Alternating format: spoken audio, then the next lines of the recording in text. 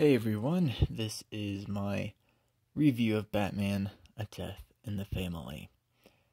For those of you who don't know, this is one of those milestone markers, one of those key story arcs in Batman's history. And I finally read it, and I'm just gonna give some thoughts on it. I already recorded this, and it ended up being like half an hour long. So I'm gonna try and keep it short, and just kind of give you guys my thoughts on the story as a whole.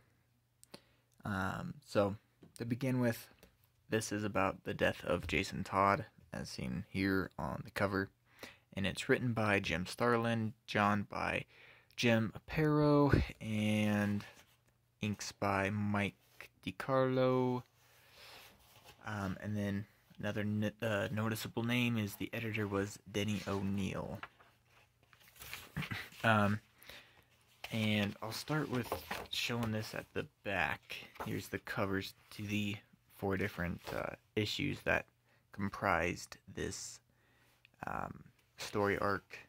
And then here's the ad that kind of kicked it all off. So basically, Dick Grayson had become Nightwing, and Jason Todd was brought in to replace him as Robin.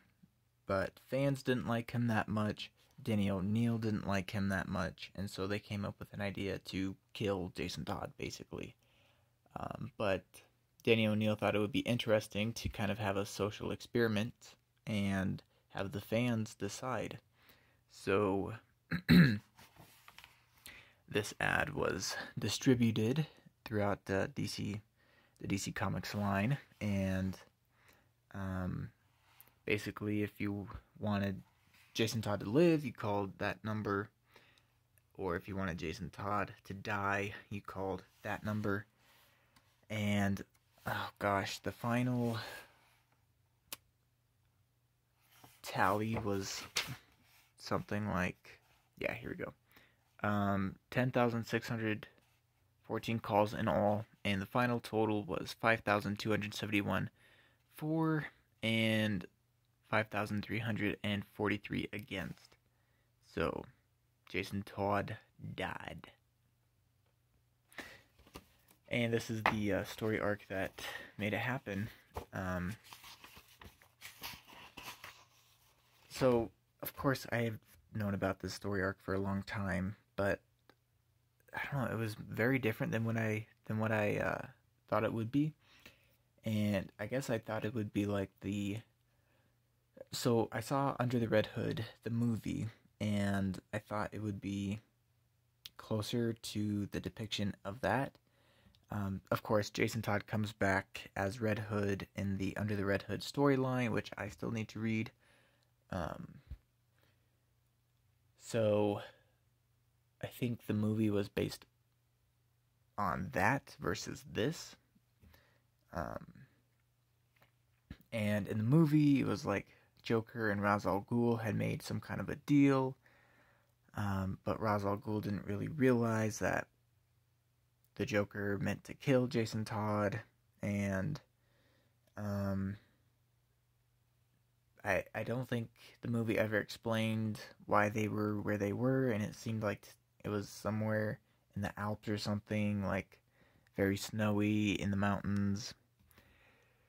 So that's a lot different than the story we get in this. This is actually kind of, I don't know what I was going to say, but basically, in the first issue,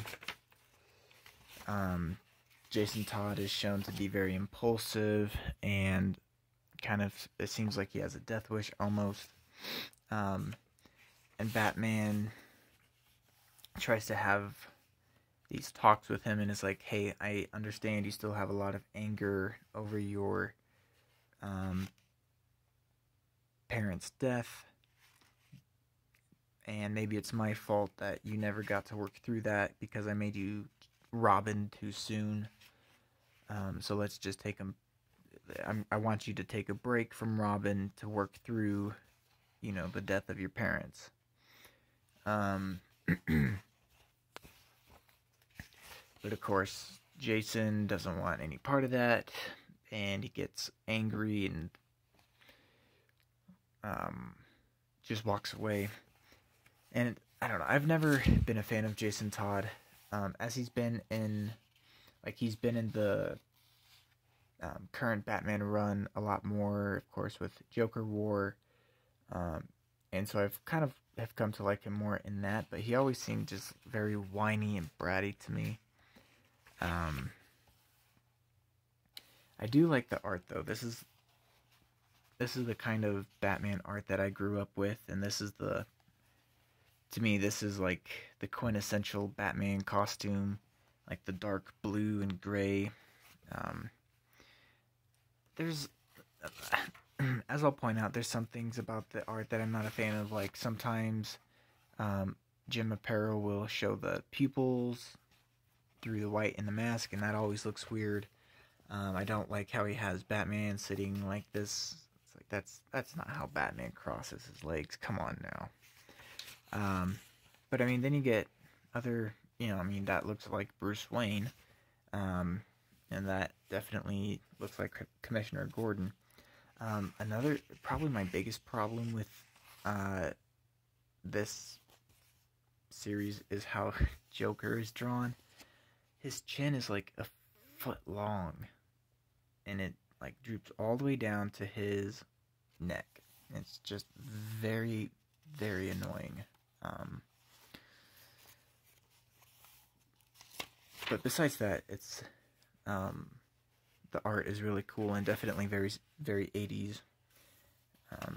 So anyway, yeah, after Jason storms away, the Joker escapes Arkham, and there's this missile that he has, and he's going to sell it to terrorists to get some more money.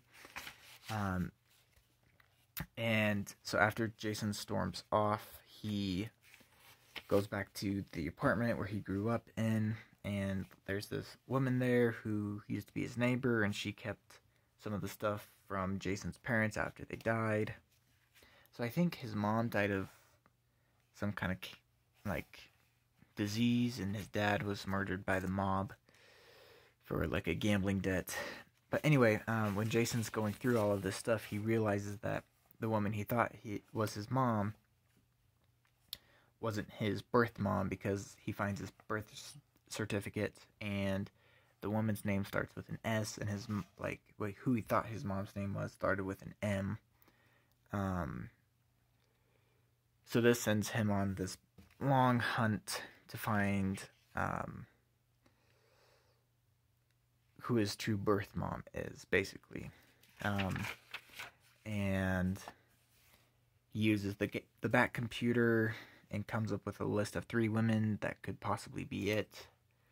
And then he goes on a quest, basically, to find them. At the same time, Joker's flying over to the Middle East to sell his rocket, which apparently has a nuclear warhead, I think.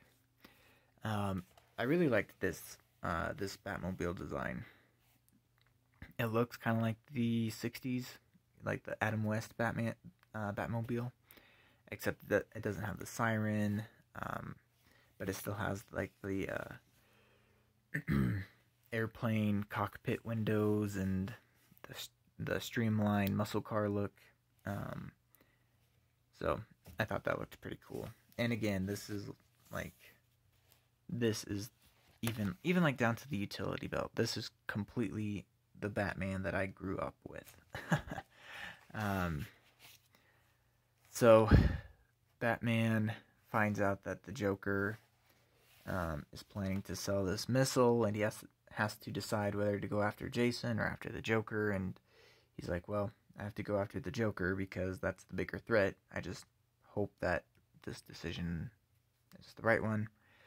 And then Chapter 2 picks up, and Batman's in the Middle East.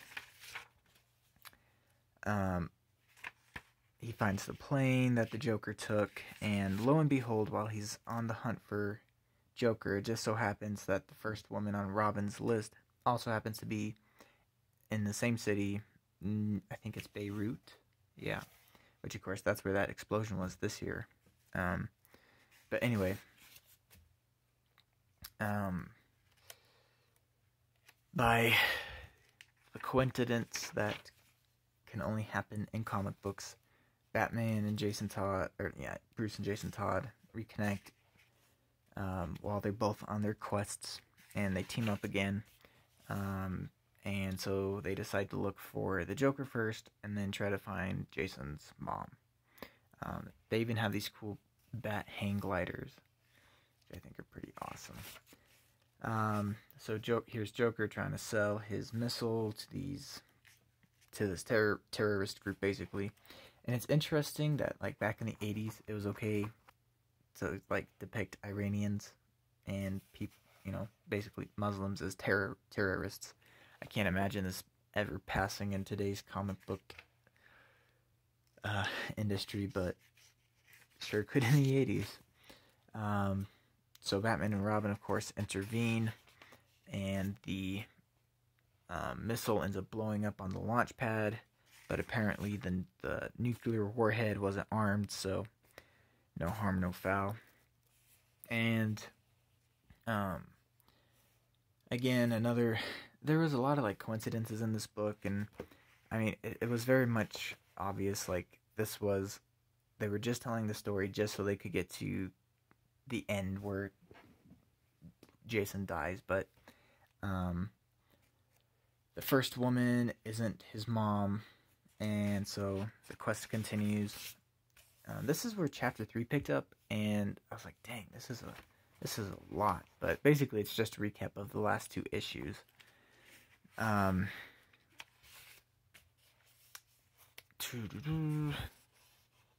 Yeah, so the second woman on Jason's list turns out to be, like, this super assassin, and she's also not the real mom. That's basically it for that issue. I really like the colors, though. They were very vibrant in this. And this was published in, like, this trade paperback was published, I think, in, like, 1988.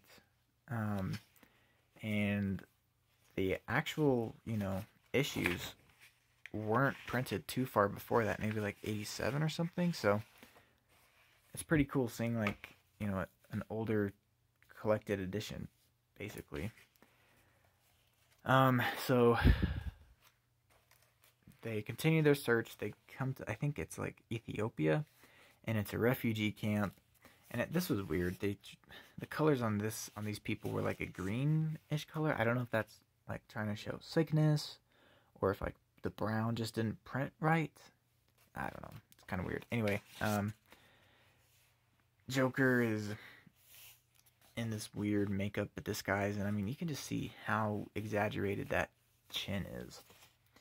Alright, so this is kind of getting to where the meat of the story is. The third and last woman on Jason's list turns out to be, yes, his birth mom, but she's in cahoots with the Joker. Now, Batman ends up going after this truck full of medical supplies after Jason reconnects with his mom, and at this point they don't know she's working with the Joker, but Batman leaves Jason and is like, please, please, please don't go after the Joker by yourself, just wait till I return. And then he leaves. Of course, Jason doesn't listen to him and confronts his mom, and he's like, I know everything, but I can help. She's like, no, you can't. And then he reveals he's Robin. He's like, yeah, I can help. So then she's like, that outfit, come with me. And she leads him straight to the Joker. Yeah, real stellar mom job there. Like, dang, how brutal is that? It's like, not only did she abandon you as a baby, she's leading you straight into the lion's den. Jeez. Another thing I don't remember these Goonies being in the Red Hood movie, so that must have been changed too. But this is where we get the iconic, very brutal scene of Joker beating the living crap out of Jason Todd. And the art here was really, really good. Just, you can see the fear on Todd's face as, the silhouette of the Joker with the crowbars getting ready to crash down on him. And so, yeah, Joker, of course, goes to town. Very brutal indeed. The Batman stuff is actually kind of boring because at this point you're really only caring about Jason. So, the Joker leaves his mom tied up, and Jason is unconscious, but he wakes up, and of course he's just beat to hell. There's a timer hooked up to a bunch of TNT, and even though his mom totally betrayed him, turned him over to the Joker, he still wants to try to save her. And so he's like, I gotta get you out of here. I'll save you, Mom. And this really gave me a lot of respect for Jason. And I think that was kind of the point. It was like, nobody really respected Jason, so even though, yes, he's gonna die, at least they made him respectable and honorable at the end. So this was, also the writing here was excellent. The timer's counting down. It's building drama. He unties her, and then he collapses, and then she is like, no, I'll get you out of here. And so then they start hobbling toward the door together. There's like 12 seconds left. And she tries the door, and Jason's like, what's wrong? And she screams, it's locked. The Joker locked us in here. Like 1 second left, and then it goes off. Dang. That's brutal. So Batman gets back like a second too late, and yeah, everything's just blown to smithereens. Chapter 5 starts with Batman, of course, looking for Jason, and then this was interesting too. It gave as he's searching, a brief history of Batman and Jason Todd's partnership, and Batman basically blaming himself for Jason being in this situation. So Batman finds his mom, and she's, dying, but she tells him,